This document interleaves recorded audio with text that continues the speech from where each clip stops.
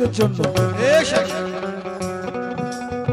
যারা পীর ওলি মানেন না তাদের জন্য নয়, যারা আল্লাহ মোহাম্মদ মুর্শিদের রহস্য জানে না এই কালাম তাদের জন্য নয়। তো শুধুমাত্র পীর পরস্তিদের জন্য। কি